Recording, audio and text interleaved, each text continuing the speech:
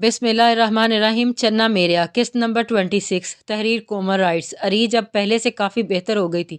सब ने इसका बहुत ख्याल रखा। रेहाना बेगम ने तो इसे पाँव का छाला बना कर रखा था, हाथ का छाला बना के रखा था, और अरीज को इस बात से चिढ़ हो रही थी।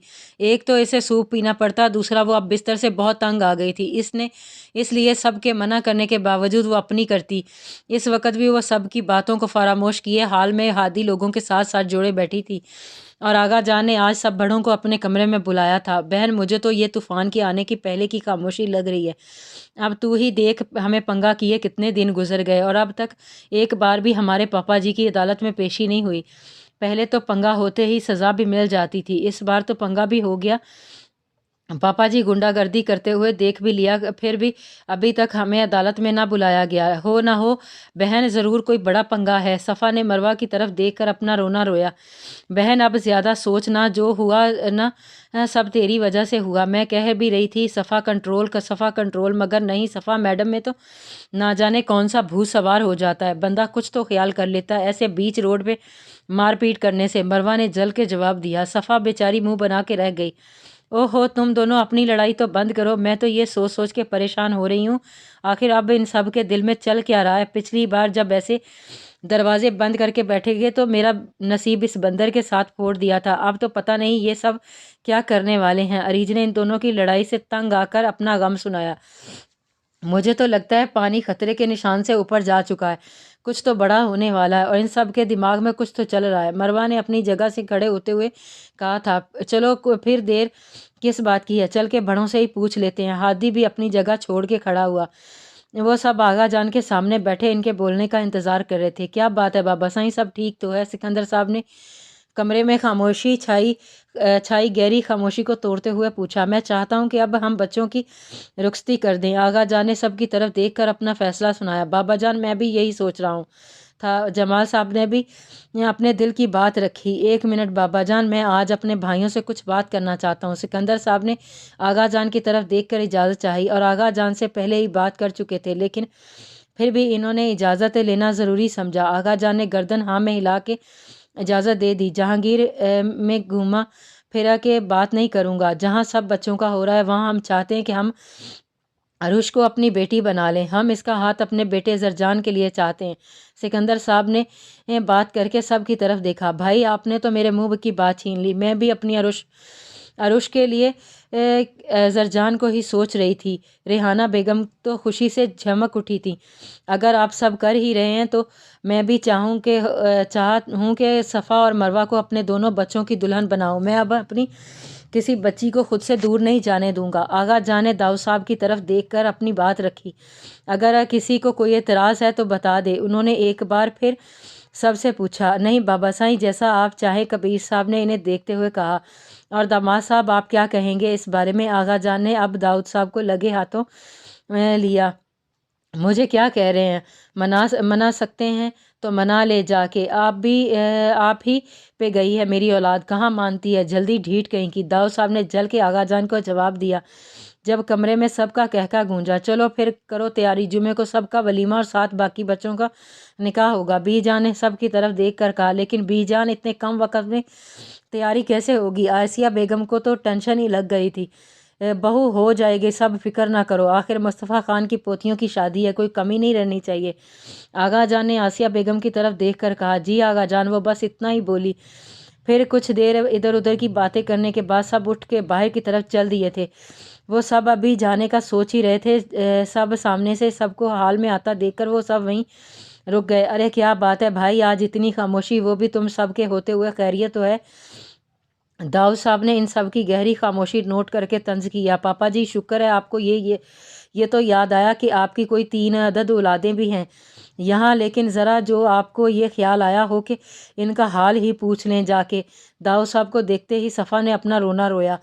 बेटा जी, बोल तो ऐसे रही हो जैसे खुद को याद है कि तुम्हारा एक अदद बाप भी है, इसकी थोड़ी बहुत इज्जत भी है, जिसे तुम तीनों ने जगह जगह नीलाम करने का ठेका उठा रखा है। दाऊद साहब ने जल के जवाब दिया।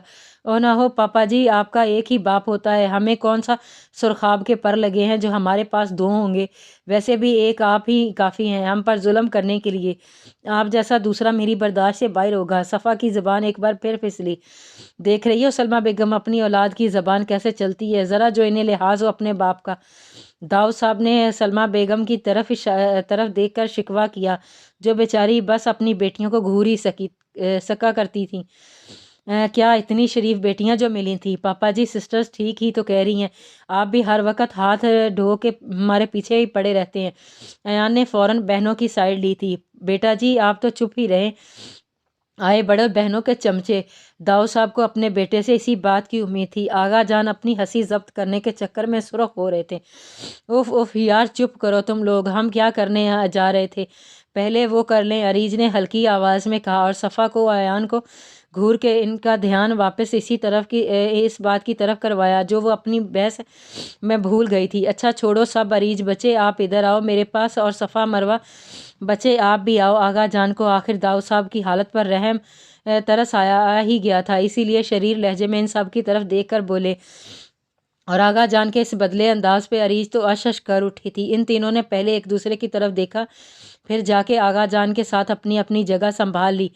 बेटा अरीज बेटा, अब हम चाहते हैं आपकी रुखसती कर दें। और देखा देखा हादी, तभी ये दुश्मन पार्टी आज इतने मीठे लहजे में बात कर रही थी। पहले ज़बरदस्ती निकाह करवा दिया, अब इस सड़े करेले से अब रुखसती है। मेरे रब, ये नाइंसाफ़ी है, तुझे इंसाफ करना होगा मुझ मासूम के साथ। अरीज को तो जैसे आगा जान की बात सुन के ही 100 उलट का झटका लगा था, इसीलिए अपनी जगह से खड़े होते हुए दुहाई दी इसने, ये बिल्कुल गलत है। आगा जान, आप लोगों को मैं नज़र नहीं आता क्या?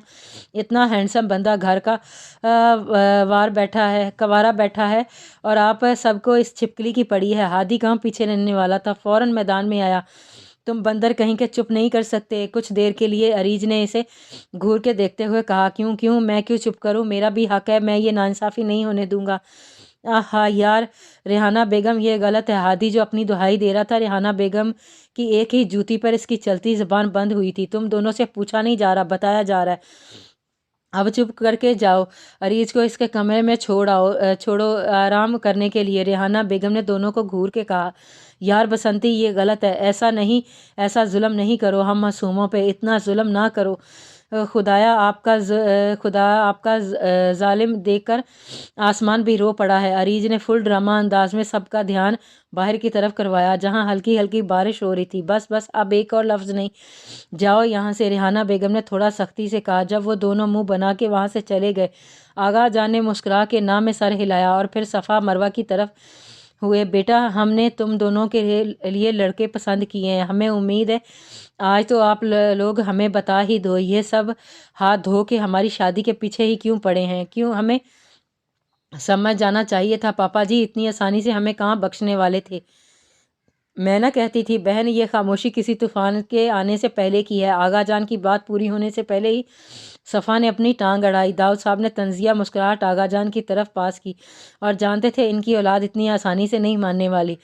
बहन तू चुप करेगी? कुछ देर के लिए मरवा ने इसे घूर के चुप करवाया और फिर आगा जान की तरफ देख कर बोली, आप जैसा कहेंगे हम करने को तैयार हैं, मगर हमारी एक शर्त है। कुछ देर सोचने के बाद मरवा ने हाँ कर दी। ओ बहन, पागल तो नहीं हो गई? तूने करनी है तो कर लो, मैं शादी वादी के चक्कर में नहीं पड़ने वाली। सफ़ा ने खड़े होते हुए कहा, ये कहाँ लिखा था सफ़ा मैडम के साथ कोई ज़बरदस्ती कर जाए? बिल्कुल, मैं भी अपनी बहन के साथ हूँ, मेरे होते हुए मैं किसी को इजाज़त नहीं देता वो मेरी बहन के साथ ज़बरदस्ती करे। अयान ने फ़ौरन सफ़ा की साइड ली।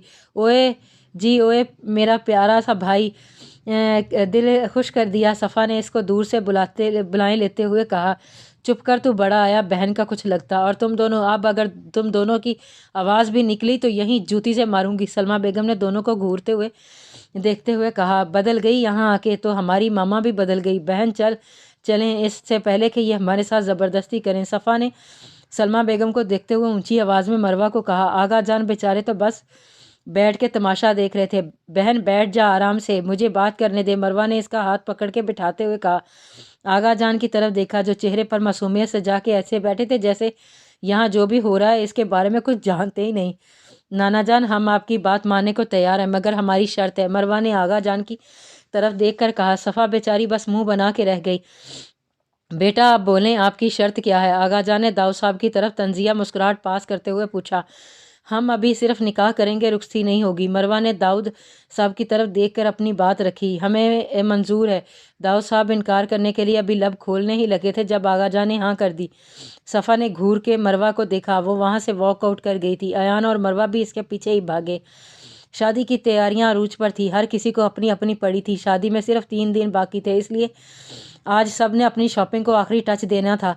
अरीज, हादी और मिशी दयान के साथ थे। अरहम के साथ सोहा, मिरहा और रेहान थे था। ऐसे ही आगे पीछे 10 गाड़ियां खान हवेली से निकलीं और शहर की तरफ रवाना हुई।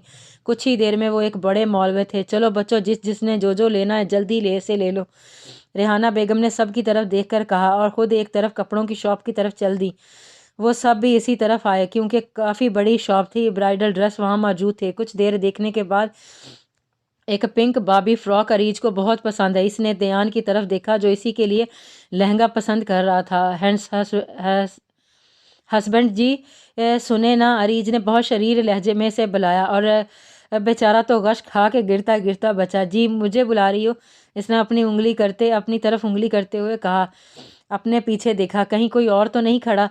इधर क्या देख रहे हो? तुम ही हो मेरी फूटी किस्मत, मेरा मतलब मेरी किस्मत, मेरे सर के ताज। वो दांत पीस के बोली। दयान ने एक घूरी से नवाजा, जब फ़ौरन से अपनी लाइन सीधी की।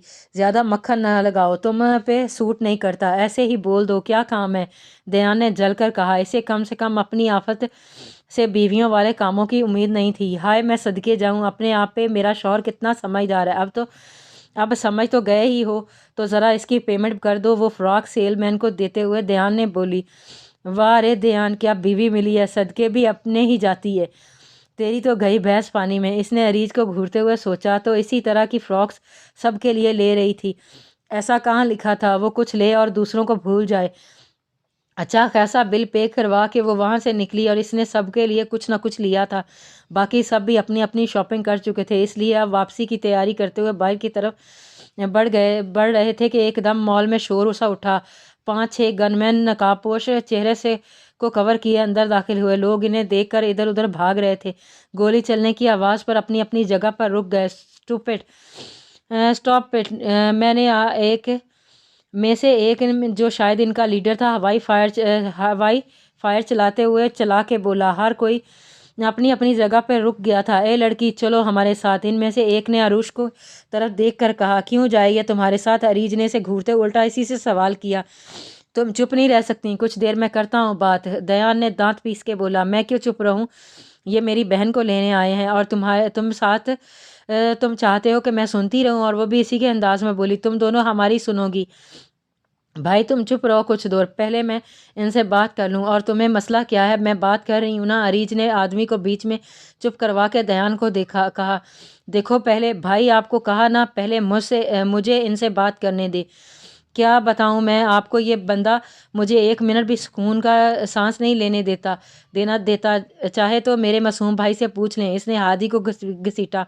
हाँ भाई साहब, क्या बताऊं मैं आपको, इस जालिम शख्स ने मेरी मासूम बहन पे जुल्म के पहाड़ तोड़ दिए हैं। मेरी नाजो पली बहन तो इस जालिम के सामने कुछ बोल भी नहीं सकती। हादी ने तो ओवर एक्टिंग की हादी कर दी, जबकि इन आदमियों के साथ साथ बाकी सब के भी मुंह खुल गए थे। खड़े रहे, मतलब हद हो गई। अगर रीज मैडम को दयान खान बोलने नहीं देता तो कब से वो जो गला फाड़ रही है, इसका क्या? तुम दोनों अपनी ये कहानी कहीं पीती एक्टिंग थोड़ी देर के लिए बंद करोगे? बोलने को मैं भी बहुत कुछ बोल सकती हूँ। इनके हाथ में गन नज़र आ रही है या नहीं? तुम दोनों को अरुष ने दांत पीस के दोनों की अकल पर मातम किया। बहन हो गया हो तो अब हम कुछ बोलें? इनमें से एक आदमी ने कहा। बोलो भाई, मेरी बीवी थोड़ी पागल है। तुम कहो किसी ने भेजा तुम्हें? दया ने अरीज से पहले ही जवाब दिया। हाँ तो चुप करो तुम। और तुम पागल कैसे कहा? मैं पागल लगती हूँ तुम्हें? वो आदमी जो गन का रुख दयान की तरफ करके बोलने लगा था। अरीज ने एक हाथ से इसकी गन नीचे की और फिर दयान को खा जाने वाली नज़रों से घूरते हुए कहा। पागल लगती नहीं, पागल हो। दयान ने भी इसे और तपाया। देख रहे हैं आप भाई साहब, ये आदमी जो कभी मुझसे खुश हो जाए, 6 बच्चों का बाप है, मगर मजाल है जो आज तक मुंह से थोड़ी तारीफ निकली हो। इस आदमी के कहाँ फंस गई मेरी मासूम जान? वो अपने ना आने वाले आंसू साफ करके बोली।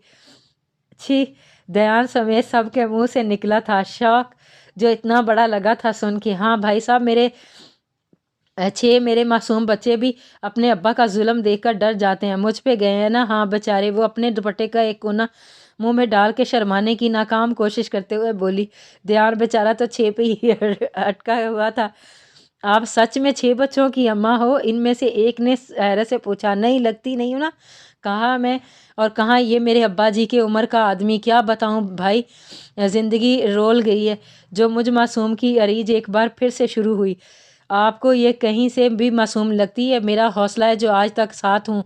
कोई और होता तो जैसे इसके काम है ना, कब का छोड़ के चला जाता। ध्यान भी इस आदमी के कंधे पे हाथ रख के पूछा, जबकि वो आदमी तो रो देने को था। इसे अपना दिमाग घूमता हुआ महसूस हो रहा था। अबे हो कौन तुम दोनों? वो आदमी तंग आके बोला। वो ना दरअसल ये मेरे हस्बैंड है। अरीज ने अपने दुपट्टे का कोना मुंह में डाल के शर्माने की नाकाम कोशिश करते हुए कहा। क्या सच में? वो हाँ सब हम आवाज़ बोले। बेचारे का इतना दिमाग ख़राब हो चुका था, इन्हें ये भी समझ नहीं आई कि 6 बच्चों का अब्बा बोला है। ज़ाहिर है बेगम ही लगती होगी ध्यान की। हैं भाई, यही मेरी फूटी किस्मत है। मैं जानती हूँ आप लोग यही सोच रहे हैं ना कि हूर के बगल में लंगूर। लेकिन भाईजान साहब, जो किस्मत में लिखा हो इसे कौन बदल सकता है? आज तक, अरीज ने अफसोस करते हुए कहा।